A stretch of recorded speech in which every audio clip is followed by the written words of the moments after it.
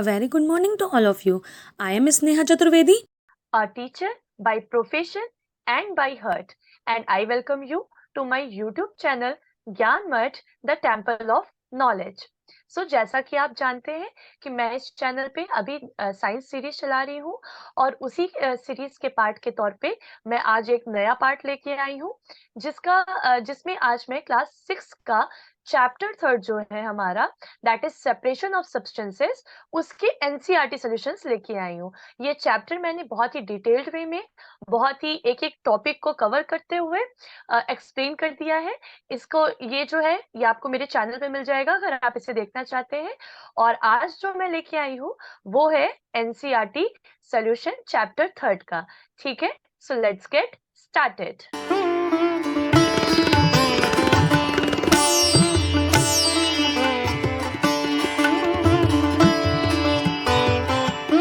आज के इस पार्ट में जो है हम कवर करेंगे, हमने हमारी एनसीईआरटी बुक में, न्यू एनसीईआरटी बुक में जितने भी चैप्टर 3 में ये क्वेश्चंस दिए हुए हैं, जितने भी क्वेश्चंस है वो सारे क्वेश्चन इसमें बहुत ही डिटेल्ड वे में आंसर के साथ आपके लिए कवर किए गए हैं। सो चलिए देखते हैं हमारा पहला question. So were first question is, why do we need to separate different components of a mixture? Give two examples. हमें सबसे पहले अगर सेपरेशन अगर हम किसी चीज का कर रहे हैं तो हमें क्यों जरूरत होती है किसी चीज को सेपरेट करने की? कोई ना कोई रीजन होगा, कोई ना कोई वजह होगी। सो इस क्वेश्चन में वही पूछा गया है कि हमें क्या वजह है, क्या रीजन है कि हम किसी भी चीज को सेपरेट करते हैं। तो इसके क्या रीजन हो सकते हैं? पहला रीजन तो ये हो सकता है कि अगर हम चीजों को सेपरेट करते हैं तो चीजें जो है वो वेल ऑर्गेनाइज्ड हो जाती हैं, हमें वो इजिली अवेलेबल हो जाती है। जैसे अगर हम ड्रेस की बात करें तो अगर कोई जीन्स टॉप पहन रहा है या अगर आप अपने टॉप को अलग रख रहे हैं, अपने सूट को अलग रख रहे हैं, तो इससे क्या होगा, वो इजिली अवेलेबल होंगे। जैसे ही आपको चाहिए होंगे, आपको पता होगा कि यहाँ पे मेरा टॉप है, यहाँ पे मेरे सूट रखे हुए हैं, यहाँ पे मेरी दूसरी ड्रेसेस रखी हुई हैं। तो वेल ऑर्गेनाइजेशन के लिए हम सेपरेशन करते हैं। इसके अलावा क्या होता है कि हमें किसी चीज को मान लीजिए प्योर करना है। बहुत से ऐसे सब्सटेंसेस होते हैं जिसमें इम्प्योरिटीज मिक्स होती हैं और उन इम्प्योरिटीज को हम यूज नहीं कर सकते। उन सब्सटेंसेस को यूज करने के लिए हमें उन इम्प्योरिटीज को रिमूव करना पड़ता है। तो सेकंड रीजन हमारा क्या हो जाएगा? To remove impurities from the useful substances. Useful substances से जो इम्प्योरिटीज है, जो हमारे लिए अनयूजफुल सब्सटेंसेस है, उनको अलग कर देना। और जो प्योर सब्सटेंसेस है या यू में से जो हमारे लिए यूजफुल सब्सटेंसेस है, उनको अलग करने का काम सेपरेशन करता है। इसके अलावा थर्ड चीज क्या हो सकती है? मान लीजिए साथ में कोई दो कंपोनेंट है जो दोनों ही यूजफुल है, लेकिन वो आपस में मिक्स्ड है और वो आपस में हमें उन्हें यूज नहीं करना, बल्कि हमें उन्हें सेपरेट सेपरेट यूज करना है। क्योंकि उनकी जो प्रॉपर्टी है, उनकी जो कैरेक्टरिस्टिक है वो डिफरेंट है, उनका जो रोल है वो डिफरेंट है। और इस वजह से वो दोनों सब्सटेंसेस हमें एज अ यूनियन नहीं चाहिए, एक साथ नहीं चाहिए, बल्कि हमें वो अलग अलग चाहिए। तो इसके लिए हम यूज करते हैं। फॉर एग्जाम्पल, अगर आपने बटर और आपने मान लीजिए दही से बटर और बटर मिल्क को अलग किया, तो बटर का क्या है? बटर भी हमारा यूजफुल है, बटर मिल्क भी हमारा यूजफुल है। तो बटर क्या करेगा? बटर हमारा ब्रेड पे लगाने के काम आता है, टेस्ट बढ़ाने के लिए, कुकिंग ऑयल के तौर पे हम उसे यूज कर सकते हैं, फैट कंटेंट के तौर पे हम उसे यूज करते हैं। जबकि बटर मिल्क जो होता है उसे हम जो है नॉर्मल ड्रिंक करने के लिए पीते हैं, ड्रिंक करते हैं नॉर्मल उसे हम, या फिर हम उससे बहुत सारी अलग अलग रेसिपीज बनाते हैं। कई बार कढ़ी वगैरह में ये यूज होता है butter milk.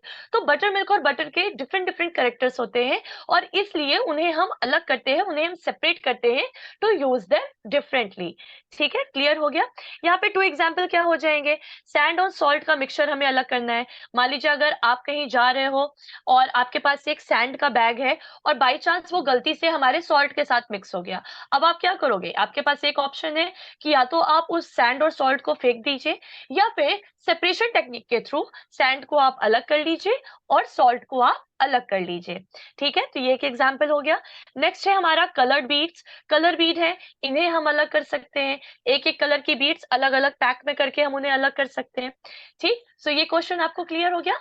Now comes to our next question. What is winnowing, where it is used, winnowing क्या होता है और ये कहाँ यूज होता है, ये मैंने आपको चैप्टर में बहुत अच्छे से एक्सप्लेन किया है। मैंने सेम यही वाली इमेज लगाई थी उस चैप्टर एक्सप्लेनेशन में।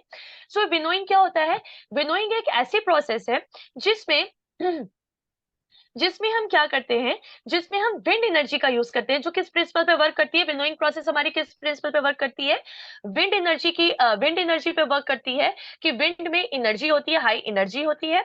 और सेकंड क्या होता है इसका, कि जो लाइटर और हाई हैवियर ग्रेन पार्टिकल्स और लाइटर और हैवियर पार्टिकल का डिफरेंस की वजह से हम ये विनोइंग के प्रोसेस करते हैं। इसमें क्या होता है, विनोइंग में हम विंड एनर्जी को यूज करते हैं, और जो हमारा कंटेंट होता है, जो हमारा मिक्सचर होता है, उसे हम विंड के सामने ऐसे पोर आउट कर देते हैं।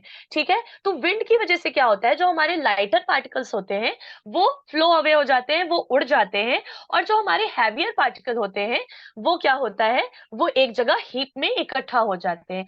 ये प्रोसेस जनरली हम यूज करते हैं अपने ग्रेन्स में से हस्क को या चाफ को सेपरेट करने के लिए। यानी जो स्टॉक होता है, स्टॉक तो बहुत हार्ड होता है, लेकिन जब वो स्टॉक रिमूव हो जाता है तो जो हमारे सॉफ्ट, जो जिसे हम भूसा या फिर धान की जो हमारे निकलते हैं, तो जो वो सॉफ्ट वाले, जो लाइट वेट जो धान होता है या जो लाइट वेट हस्क होता है या चाफ होता है, उनको सेपरेट करने के लिए जो प्रोसेस यूज होती है, वो प्रोसेस हमारी क्या होती है, विनोइंग। और ये कहाँ यूज होती है, ये भी मैंने आपको बताया। जनरली ग्रेन्स में से हस्क और चाफ को अलग करने के लिए हम इस प्रोसेस का यूज करते हैं। क्लियर हो गया? Now comes to next, how will you separate husk or dirt particle from a given sample of pulses before cooking? ठीक है। अच्छा देखिए, मैंने आपको बताया कि सेपरेशन की जो है वो बहुत बहुत सी टेक्निक हो सकती है। आप ये नहीं कह सकते कि ये एक पर्टिकुलर प्रोसेस ही हम यूज करेंगे।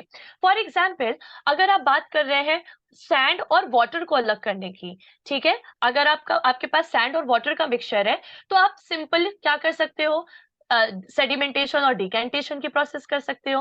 या फिर आप क्या कर सकते हो, आप जो है प्रोसेस कर सकते हो फिल्ट्रेशन की, जिसमें क्या होगा, सैंड जो है वो एज अ रेसिड्यू हमारे फिल्टर पेपर पे कलेक्ट हो जाएगी, और जो वाटर, क्लियर वाटर होगा, वो क्या एज अ फिल्ट्रेट चला जाएगा, हमारे बीकर में कलेक्ट हो जाएगा। ठीक है, तो ये प्रोसेस हम यूज कर सकते हैं। इसके अलावा हम यूज कर सकते हैं कौन सी प्रोसेस, इसके अलावा हम यूज कर सकते हैं हमारी सॉरी, अगर मान लीजिए आपको बहुत लंबी प्रोसेस के थ्रू जाना है, आप चाहते हो कि आप फिल्टर पेपर नहीं यूज करोगे, आप चाहते हो आप सेडिमेंटेशन डिकेंटेशन प्रोसेस नहीं यूज करोगे, तो आप क्या करोगे, आप इवेपोरेशन की प्रोसेस यूज कर सकते हो या डिस्टिलेशन की प्रोसेस यूज कर सकते हो। डिस्टिलेशन की प्रोसेस में क्या होगा, आप वाटर को बॉयल करोगे, देन वो वेपर फॉर्म पे चेंज होगा, फिर उसे कंडेंस करोगे, और कंडेंस करके आप उसे वापस से एक अलग पॉट में कलेक्ट करोगे, और आपकी जो सैंड है वो अलग पॉट में कलेक्ट रहेगी। तो ये मेथड भी हम यूज कर सकते हैं। तो ऐसे ही बहुत सारे मेथड जो है हम किसी भी प्रोसेस में यूज कर सकते हैं। लेकिन हमें क्या करना होता है, हमें ऐसा मेथड चूज करना होता है जो कि बेस्ट वन हो, जो टाइम कंज्यूमिंग ना हो, जिसमें बहुत ज्यादा टाइम ना लगे, या फिर जिसमें हमारी एनर्जी ज्यादा वेस्ट ना हो, जो इजिली हो जाए, जो कॉस्ट इफिशियंट भी हो। तो हमें जो सबसे बेस्ट मेथड होता है वो यूज करना पड़ता है। जैसे मान लीजिए, जो हमारे स्टॉक होते हैं उनको आप ग्रेन से भी अलग कर सकते हैं बाय हैंड पिकिंग।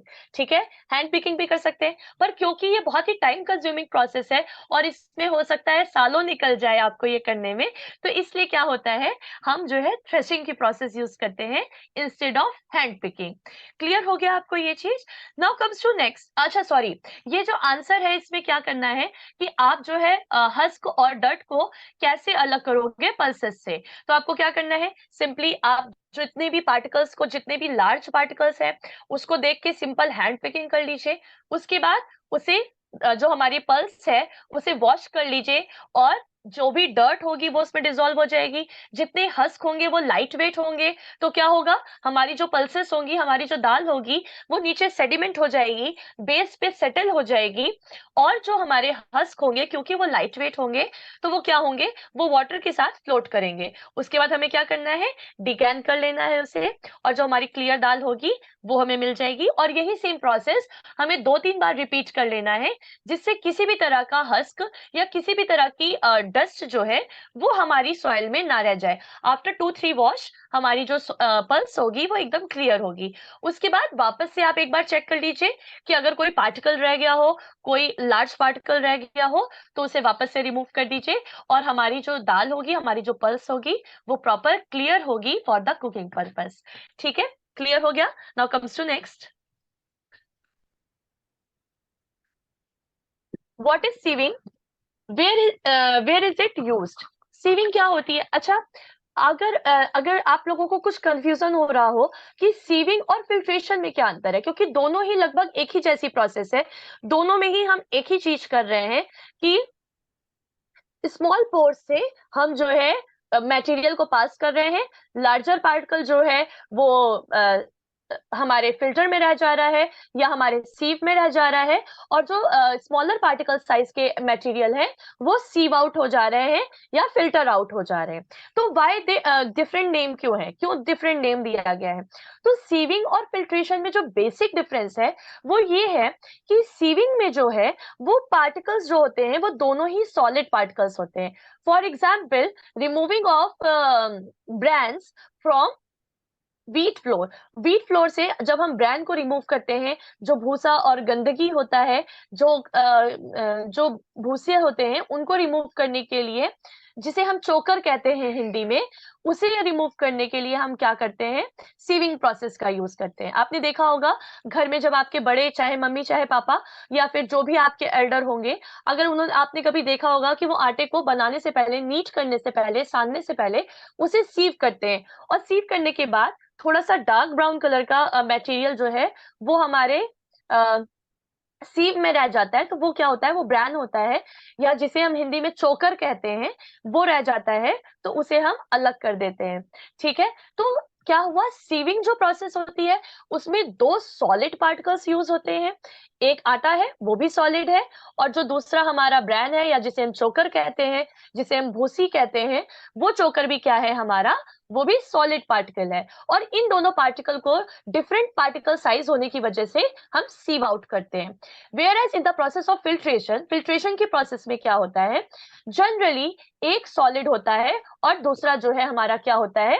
दूसरा हमारा लिक्विड होता है, जिसमें जो सॉलिड पार्ट हमारा फिल्टर पेपर में रह जाता है, या जो सॉलिड पार्ट हमारा फिल्टर मटेरियल में रह जाता है, चाहे आप क्लॉथ यूज कर रहे हो, चाहे आप सीव यूज कर रहे हो, what ever, in case of tea leaves आप छन्नी यूज करते हो, तो उसमें क्या होता है? जो सॉलिड पार्टिकल होता है वो एज अ रेसिड्यू हमारे फिल्टर पेपर में रह जाता है, और जो क्लियर लिक्विड फिल्टर होके आता है उसे हम क्या कहते हैं? फिल्ट्रेट कहते हैं।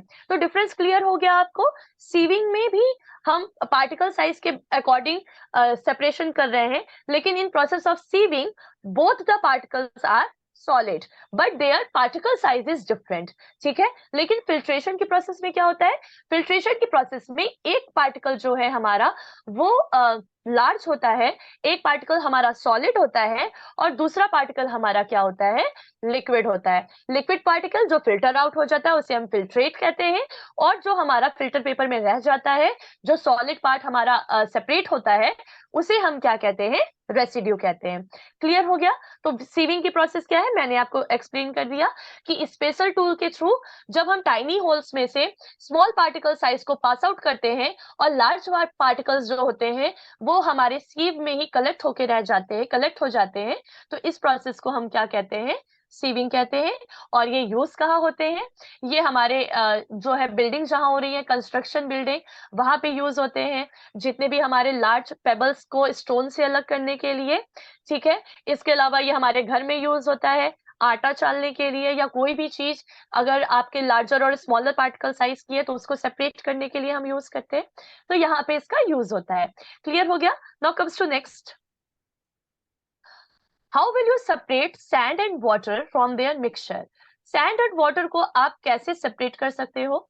इसके लिए बहुत ही सिंपल प्रोसेस है, हमारी सेडिमेंटेशन और डिकेंटेशन। जो हमारा सैंड पार्टिकल होता है, क्योंकि वो हैवी होता है, तो उसको जो है ग्रेविटी जो है वो ज्यादा अपनी तरफ अट्रैक्ट करती है। जो भी चीज हैवी होगी उसको ग्रेविटी जो है वो अपनी तरफ ज्यादा अट्रैक्ट करेगी। आपको पता है, जब हम मून पे जाते हैं, अभी हमारा चंद्रयान जो है वो लैंड हुआ है वहां पे, चंद्रयान 3, ठीक है। तो जब हम मून पे जाते हैं तो हमारा जो वेट होता है, हमारी जो बॉडी होती है वो लाइट वेट हो जाती है। क्यों लाइट वेट हो जाती है? क्योंकि जो as compare to the earth, वहां पे ग्रेविटी जो है, मून पे जो ग्रेविटी है वो बहुत ही कम है, ठीक है। तो इसी वजह से क्या होता है, उसका जो पुल होता है, मून का जो पुल होता है वो कम होता है, और इसी वजह से हमारा वेट जो है वहां पे जाके कम हो जाता है। तो सेम चीज क्या होती है कि जितना ज्यादा वेट होगा किसी चीज का, जितना ज्यादा वेट होगा, ग्रेविटी जो है वो उसे उतनी तेजी से अपनी तरफ पुल करती है। इसीलिए जो ज्यादा वेट के ऑब्जेक्ट होते हैं उन्हें मूव करना आपके लिए मुश्किल होता है, क्योंकि उनका वेट जो है वो बहुत ज्यादा होता है। तो यहाँ पे क्या होगा, हमारा सैंड जो है वो लार्ज पार्टिकल साइज का है। तो लार्ज पार्टिकल साइज का क्या होगा, लार्ज पार्टिकल साइज क्या होने की वजह से ग्रेविटी उसे अपनी तरफ पुल करेगी, और जैसे ही वो अपनी तरफ पुल करेगी, हमारा जो सैंड है वो बेस पे सेटल हो जाएगा, जिस प्रोसेस को हम क्या कहते हैं, सेडिमेंटेशन प्रोसेस कहते हैं। और उसके बाद सिंपली आपको क्या करना है, या तो आप यहाँ पे भी मैंने आपको बताया कि या तो आप सेडिमेंटेशन और डिकेंटेशन प्रोसेस यूज कर सकते हैं, या सिंपली आप फिल्ट्रेशन के प्रोसेस यूज कर सकते हैं कि एक फिल्टर पेपर लीजिए, उसमें अपना सारा मिक्सचर डालिए, वाटर जो है वो आपका एज अ फिल्ट्रेट कलेक्ट हो जाएगा, और सैंड जो है वो आपका एज अ रेसिड्यू कलेक्ट हो जाएगा। और या फिर आप सेडिमेंटेशन और डिकेंटेशन की प्रोसेस कर सकते हैं। सेडिमेंटेशन में सैंड आपका बेस पे कलेक्ट हो जाएगा, बेस पे सेडिमेंट हो जाएगा, और उसके बाद आप वाटर को पोर आउट कर दीजिए by the process of decantation. Clear हो गया? Now comes to next. Is it possible to separate sugar mixed with wheat flour? If yes, how will you do it? देखिए, यहाँ पे दो आंसर हो सकते हैं। पहली चीज, अगर आपके शुगर जो है, क्योंकि यहाँ पे क्लियरली मेंशन नहीं किया गया है कि हमारी शुगर कैसी है, तो अगर आपकी शुगर पाउडर है, ठीक, या फिर उसकी क्रिस्टल साइज बहुत ही स्मॉल है, जैसे कि फॉरेन कंट्री में होता है, शुगर जनरली पाउडर्ड होती है, या फिर उनकी क्रिस्टल साइज जो है वो बहुत ही स्मॉल होती है। तो अगर ऐसी सिचुएशन है, तो प्रैक्टिकली फ्लोर को फ्लोर को शुगर से सेपरेट करना पॉसिबल नहीं है, ठीक है। हम फिजिकली उसे वो नहीं कर सकते, सेपरेट नहीं कर सकते, हम उसे केमिकली सेपरेट नहीं कर सकते, क्योंकि दोनों ही हमारे फूड प्रोडक्ट है, ठीक है। इंडस्ट्रियलाइजेशन मेथड से हम कुछ तरीके से इसे कर सकते हैं, लेकिन फिर भी अगर हम बात करें तो प्रैक्टिकली, अगर हमारी शुगर पाउडर है या फिर उसकी क्रिस्टल साइज बहुत छोटी है, तो हम उसे सेपरेट नहीं कर सकते हैं। लेकिन इन इंडिया जनरली जो हमारी शुगर्स होती है उनकी क्रिस्टल साइज बहुत ही बड़ी होती है, काफी बड़ी साइज के क्रिस्टल्स होते हैं शुगर के। तो अगर ऐसी सिचुएशन है, तो हम बहुत ही इजीली सीविंग के मेथड के थ्रू, यहाँ पे आप देख रहे हैं, सीविंग के मेथड के थ्रू बहुत ही इजीली हम इसे सेपरेट कर सकते हैं। हमारा जो व्हीट फ्लोर होगा, स्मॉल पार्टिकल साइज होने की वजह से सीव आउट हो जाएगा, वेयरएस हमारी जो शुगर होगी, क्योंकि उसकी क्रिस्टल साइज जो है वो काफी बड़ी होती है हमारे इंडिया में, तो वो क्या होगा, वो हमारे सीव में कलेक्ट हो जाएगी, ठीक है। तो दोनों ही आंसर मैंने आपको दे दिया है, और यहाँ पे मैंने इंडिया बेस्ड आंसर लिखा है, क्योंकि हमारे यहाँ पे क्रिस्टल साइज बड़ी होती है, तो हम उसे इजिली सेपरेट कर सकते हैं by the process of sieving. Clear हो गया? Now comes to next. How will you obtain clear water from a sample of muddy water? Muddy water से हम कैसे सेपरेट करेंगे क्लियर वाटर?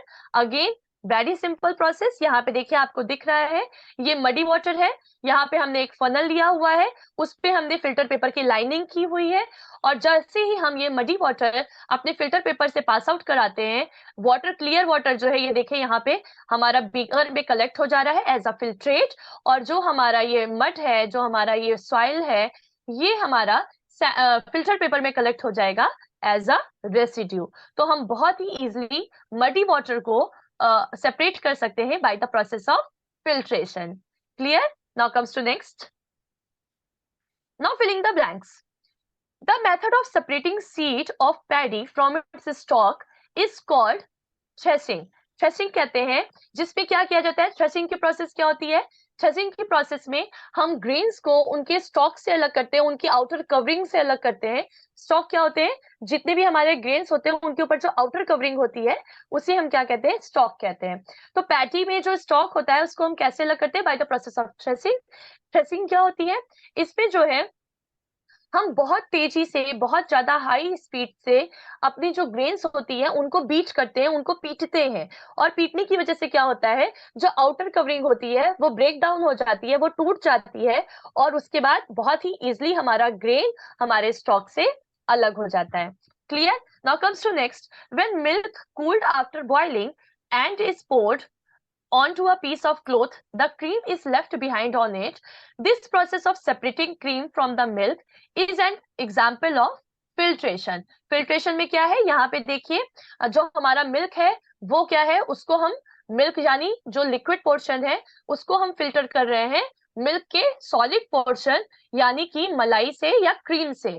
ठीक है, क्रीम हमारा मिल्क में क्या होता है, सॉलिड पोर्शन होता है, और मिल्क क्या होता है, वो हमारा लिक्विड पोर्शन होता है। तो क्रीम एज अ रेसिड्यू हमारे फिल्टर पेपर में कलेक्ट हो जाएगी, या हमारे क्लोथ में, मसलिन क्लोथ में कलेक्ट हो जाएगी, और जो हमारा मिल्क है, जो हमारा लिक्विड पोर्शन है, वो फिल्टर आउट हो जाएगा एज अ फिल्ट्रेट। ठीक है, क्लियर हो गया? तो प्रोसेस यहाँ पे कौन सी यूज होगी, फिल्ट्रेशन की। Now comes to next, salt is obtained from sea water by the process of evaporation. evaporation के process के through ये जो हमारा जो salt होता है, जो हमारा cooking salt होता है, जो हमारा kitchen salt होता है, ये किसके through हमारा collect होता है, ये होता है हमारा evaporation के process के through। evaporation की process मैंने आपको बहुत ही detailed way में chapter में पढ़ाई है, और साथ ही साथ formation of salt ये भी मैंने आपको बहुत ही डिटेल वे में पढ़ाया है विद द इमेजेस। तो अगर आपने नहीं देखा है तो वहां जाके देखिएगा। क्या होता है, जो सी वाटर होता है, हम एक छोटा छोटा ब्लॉक बनाते हैं जो कि बहुत सॉलो नहीं होता, यानी बहुत गहरा नहीं होता है, क्योंकि जो इवेपोरेशन की प्रोसेस होती है ये सरफेस प्रोसेस होती है, ये वाटर में नीचे प्रोसेस नहीं होगी, जो हमारा सरफेस होगा उसी पे ये प्रोसेस होती है। इसलिए हम क्या करते हैं, बहुत ही सैलो पोर्शन नहीं बनाते हैं, बल्कि छोटे छोटे पोर्शन बनाते हैं जो कि बहुत ही सॉलो नहीं होते, बहुत गहरे नहीं होते, और उसमें सी वाटर जो है वो लाके कलेक्ट करके डाल देते हैं, और सन रेज की वजह से पानी जो है वो इवेपोरेट हो जाता है, और नीचे जो है हमारे पास salt as a product collect हो जाता है। उसके बाद उस सॉल्ट का फिल्ट्रेशन वगैरह होता है, उसे प्योरीफाई किया जाता है, उसमें बहुत से सब्सटेंसेस मिलाए जाते हैं, एंड उसे फिर क्या किया जाता है, मार्केट में डाल दिया जाता है, मार्केट में भेज दिया जाता है फॉर द यूज। ठीक है, तो इसमें आंसर क्या होगा, सॉल्ट कैसे ऑब्टेन होता है, by the process of evaporation. Now next is impurities settle at the bottom when muddy water was kept overnight in a bucket. The clear water was then poured off from the top. The process of separation used in this example is called sedimentation and decantation. Answer क्या होगा, sedimentation and decantation. क्या होता है कि जब भी मान लीजिए हमने एक बकेट में सॉइल वाटर लिया हुआ है या मडी वाटर लिया हुआ है, और अगर हम उसे ओवरनाइट छोड़ देते हैं तो हमारा जो मडी वाटर होता है उसकी जो सॉइल होती है वो बेस पे सेटल हो जाती है, and after that without disturbing that settle soil उस सेटल सॉइल को बिना डिस्टर्ब किए हम जब क्लियर वाटर को पोर आउट कर लेते हैं, तो इन दोनों ही प्रोसेस को हम मिलके क्या कहेंगे, इन दोनों ही प्रोसेस की कॉम्बिनेशन को हम क्या कहेंगे, जो सैंड हमारी, जो सॉइल हमारी सेटल हुई बेस पे, वो प्रोसेस होती है हमारी सेडिमेंटेशन, और जो हमने पोर आउट किया क्लियर लिक्विड, वो प्रोसेस हमारी हो जाएगी क्या, डिकेंटेशन। क्लियर हो गया? Now comes to next, true और false. A mixture of milk and water can be separated by filtration. Milk और वाटर का क्या हम उसे फिल्ट्रेशन के थ्रू सेपरेट कर सकते हैं? नहीं, क्योंकि मिल्क और वाटर जो होता है वो एक होमोजीनस सोल्यूशन बनाता है साथ में। होमोजीनस सोल्यूशन क्या होता है?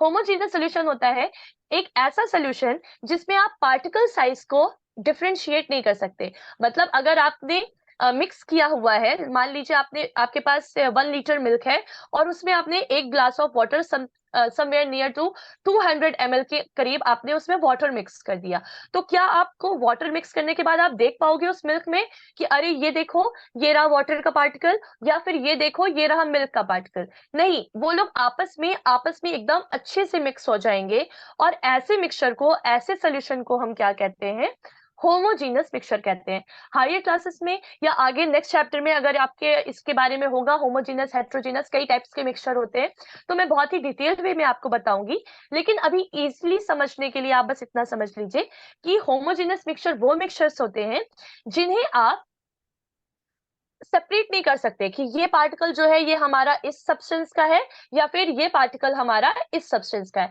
वो आपस में बहुत ही अच्छे से मिक्स हो जाते हैं। और सेकंड थिंग क्या होगी यहाँ पे, क्योंकि यहाँ पे फिल्ट्रेशन वर्ड का यूज हो रहा है, और मैंने आपको बताया था कि फिल्ट्रेशन में हमेशा एक सॉलिड होता है और एक लिक्विड होता है, लेकिन in this case both are liquids and hence the statement is false.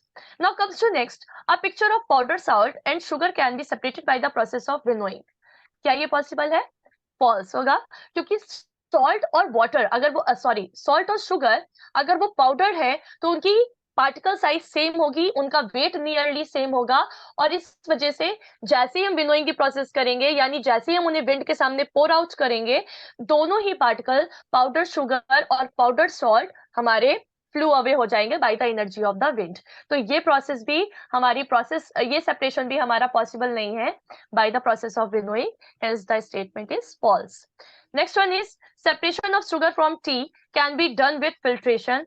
Again, जो देखिए यहाँ पे दो चीज बताई गई है, यहाँ पे क्लियर नहीं किया गया है कि ये जो टी है ये प्रिपेयर्ड है या अनप्रिपेयर्ड है, लेकिन दोनों ही कंडीशन में ये हमारा जो आंसर है, जो हमारा स्टेटमेंट है, ये फॉल्स होगा। रीजन क्या है? फिल्ट्रेशन के लिए अगर मान लीजिए ये जो हमारी टी है ये अनप्रिपेयर्ड है, तो इस टी का मतलब क्या होगा? हमारी टी लीव्स जो कि सॉलिड है और शुगर जो कि सॉलिड है। और मैंने आपको बताया फिल्ट्रेशन की प्रोसेस में क्या होता है, एक सॉलिड होना चाहिए और एक लिक्विड होना चाहिए, तो इस वजह से ये जो स्टेटमेंट है ये फॉल्स हो जाएगा। लेकिन मान लीजिए अगर ये जो है टी ये प्रिपेयर टी है, तब क्या है? तब भी सेम चीज है। अभी मैंने जो आपको बताया होमोजीनस मिक्सचर, जैसे ही आप अपने टी में शुगर को डालोगे, वो शुगर प्रॉपरली डिसॉल्व हो जाएगी उसमें और वो एक होमोजीनस सोल्यूशन बना लेगी। आपको पता भी नहीं चलेगा कि ये शुगर का पार्टिकल है इस टी में या ये हमारा टी का पार्टिकल है। ये टी और शुगर मिलके होमोजीनस मिक्सचर बनाएंगी, and that's why we are not able to separate tea from the sugar by the process of filtration. I hope आपको ये clear हुआ होगा. Now comes to next. Grain and husk can be separated with the process of decantation. Decantation के process के through हम grain और husk को separate कर सकते हैं। जी हाँ, बिल्कुल कर सकते हैं। ये statement हमारा true होगा। क्या होना है? क्या होगा कि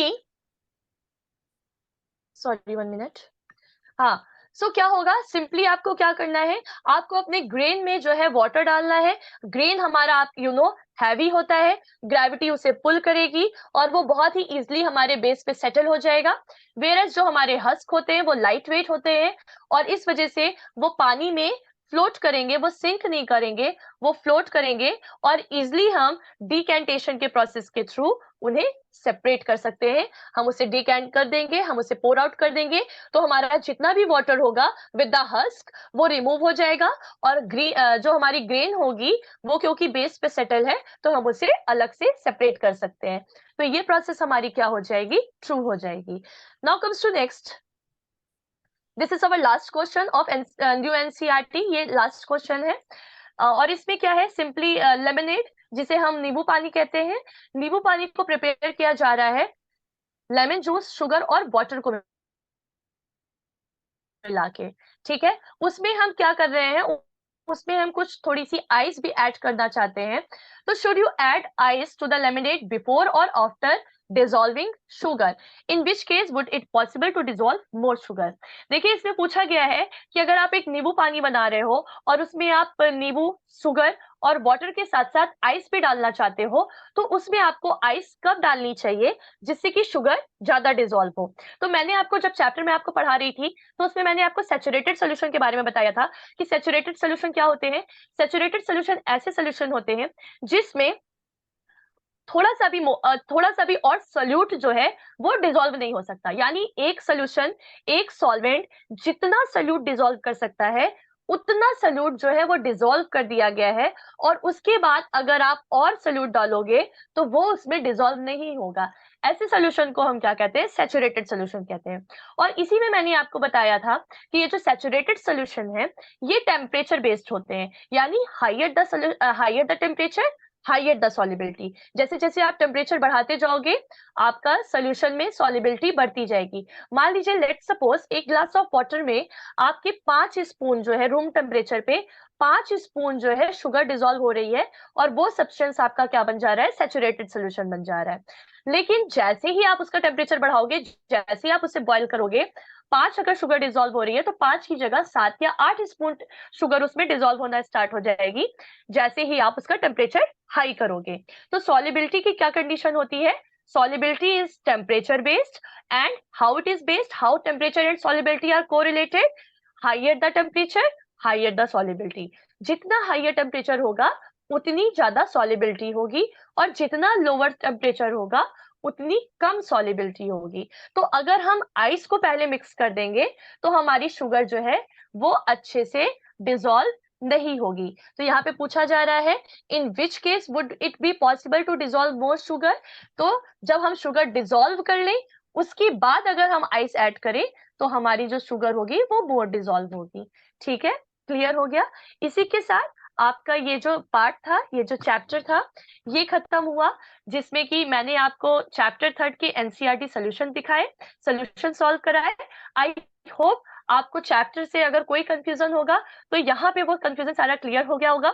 और मैं कोशिश करती हूँ कि किसी तरह का कंफ्यूजन आपको हो ना, मैं जितना एक्सप्लेन कर सकती हूँ, जितना चीजें इजी वे में आपको समझा सकती हूँ, उतना समझाती हूँ। और तो अगर आपको कोई कंफ्यूजन नहीं रहा होगा, तो ये चैप्टर, ये पार्ट जो है वो आपका रिवीजन सेशन के तौर पे काम किया होगा। आपको सारी चीजें रिवाइज हो गई होंगी, आपने सारी चीजें रिमाइंड कर ली होंगी कि हाँ, ये प्रोसेस होती है, ऐसे ऐसे तरीके से होती है। आई होप ये सेशन आपके लिए यूजफुल रहा हो। जल्द ही मैं आपको दोबारा मिलूंगी नेक्स्ट सेशन के साथ। तब तक के लिए ज्वाइन ज्वाइन ज्ञान मठ। नमस्ते।